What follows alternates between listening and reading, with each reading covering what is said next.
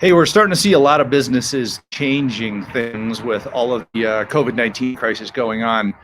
And as we emerge from this, granted, we're not there yet, so don't get me wrong, but as we emerge from this, we're going to see a lot of changes in business. Okay.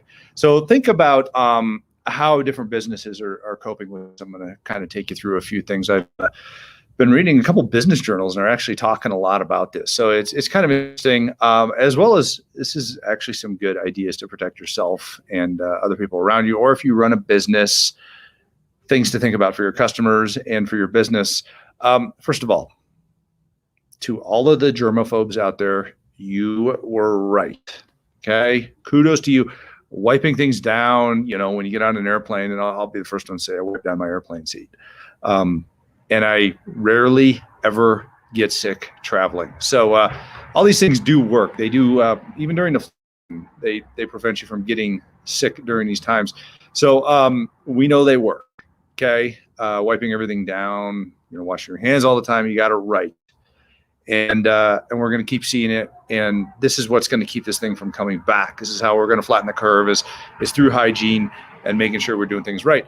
But what can we expect to start seeing differently when businesses open up? So just give you a few thoughts, like I mentioned here, so you don't get left behind. So you can think about this, and people don't look at you like you have the plague, literally. Remember, we used to use that term. You're looking at me like I have the plague. Well, guess what? Again, for real this time. So the first thing, remember that big kick all the grocery stores were going on of bringing usable bags. Everybody said, hey, bring these back with you and use them again. No more. Okay. All of those regulations are going to have to be adjusted because that's taking all the germs from your house, from your car, from you, things like that, into the store. So we're likely not going to see much of that. In fact, I know a lot of stores are already saying don't bring the bags back. They're also saying don't bring those cloth bags back that we were very environmentally conscious with. So there's going to be some adjustments there. And just know that that's one of the big ways that germs are spread from place to place to place. So does anybody remember paper grocery sacks? You guys remember that? Maybe we're going to see that come back. Who knows? I mean, that might be kind of an interesting thing. You remember, I know when I was growing up, it was that you could kind of collapse them and stick them between the refrigerator and the wall, or the refrigerator and the cabinet, and they would fill up until everybody figured out that was a fire hazard. So anyhow, who knows? Maybe we see paper grocery sacks come back, and the old paper or plastic thing again. But just keep that in mind. By the way, when you look at the economics of this, plastic manufacturers, Jessica, love those for covering books. They were awesome textbook cover. We had to cover our textbooks with those things. But plastic manufacturers are liking this. This is going to, they had to shift their business model. And then when plastic straws were decreasing, that had to change as well. So we're going to start seeing some more manufacturing changes as a result of some of these things that we're doing. Another thing, get used to wireless payments on your phone. So if you have like Apple Pay or the touch to pay on your phone or something like that, or even if your credit cards have the ability to walk up and tap something without handing your credit card to somebody or putting it in a machine or swiping it or whatever, know how to do that. Know how to use Venmo, and any of these other payment processing types. That's going to be important because that will be coming up as well. And these are all little things like if you run a service business, this might be some stuff that you could put into communication with your customers to say, hey, just some things to think about to transfer fewer germs. The wireless payment is emerging big time, so learn it. So other things that we're going to continue to see changes. So here's a germ factory for you. Remember how everybody was going to kiosks to order McDonald's and Wendy's and wherever else? So when you go to the airport, you use a kiosk to check in. Well, I got news. There's a lot of germs on those things. So everybody has to start accommodating that. Here's an idea for you. And I mentioned this down below, a stylus. So carry your own stylus with you and your own pen with you. For those of you that used to order styluses as promotional material, break those babies out, because those things are going to come in handy, and people are going to start wanting to carry those around, and you're not going to be using a restaurant's pen anymore. You're going to be using your own. So think about those things. And ATM machines, disgusting. When was the last time you saw somebody clean one of those things? So think about that. Think about all of these different changes that are going to be popping up in society. How about gas pump handles? I didn't put that in here, but how about gas pump handles? You read some things about COVID-19, and it sticks around long on metal surfaces, apparently. Here's the reality. We don't know, okay? We don't know. What I do know is that germs are really hard to figure out how they spread. I used to take these hazardous material responder courses, and they'd put some powder on different things in the room, and you couldn't powder. It was invisible. And people would touch things and touch their clothes and touch their faces and stuff like that. And later on, turn off the lights, and it would turn on a blue light, and you could see where it spread throughout the room. It was disgusting.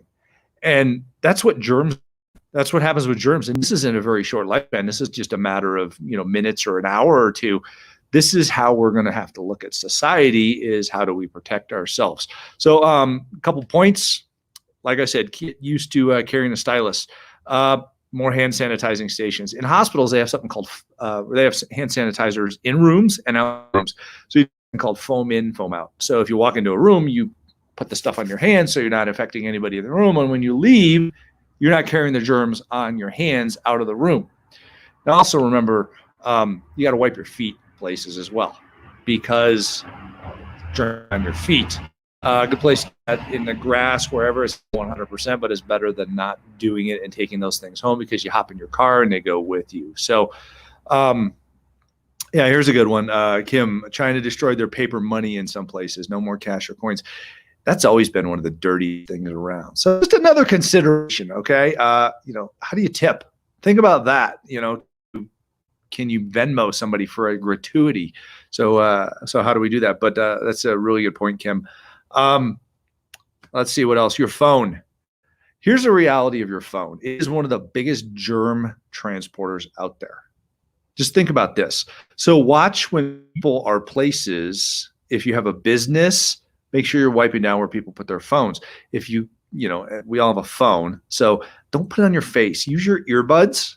Use earphones, so you're not touching it to the places on your face where you pick up germs easier. Really important. And it's interesting. Where do you put that? When you get in your car, put it in one place. Put it in the phone holder, so you don't put it anywhere else. At your desk, put it on something that it only goes there, wherever it might be. But think about these things and wipe it off a lot. Funny, for Christmas last year, my sister gave us one of those ultraviolet sanitizing stations that's made for your phone. You just put your phone in it, close the lid, and sanitize for a few minutes, and then you're like, oh, okay. I don't know if it works, but it's got one of those sanitizing lights in it. I'm sure it probably does. And then here's one for you. I found this around the house. I was looking at all the different things and ways that, as I read these different studies on how we're going to continue to be more clean in society, how we're going to stop spreading COVID-19 and really any other viruses or the flu or whatever. We all saw that people had these homemade masks. My sister-in-law made those, and then of course gloves. But you can get one use out of gloves. So who's going to carry a box of gloves around with them? So there are certain things that you need to do in society. I noticed that the stylus is good for like punching an elevator button or whatever. But what about like a doorknob, or what about the gas pump handle, something like that? So I actually like this. I think this is going to be one of the next promotional things. And I think I remember seeing a couple of real estate agents that were using this, and they're just handing out rolls at the dog park because they're so cheap. But dog poop bags. Get a roll of dog poop bags and put them in your car, okay? And if you need something, you just rip one of those bad boys off and stick your hand in it and use it once, and then turn it inside away like it was full of dog poop. So just another thought, and logo on it. And people be like, oh, wow, thanks for the Remax dog bag or whatever it might be. The agent that I talked to that does this gets a ton of business at the dog park. Think of how much money or how much business, how much interest you're going to get. I just had a mosquito land here. How much interest you're going to get out of this by handing these out now.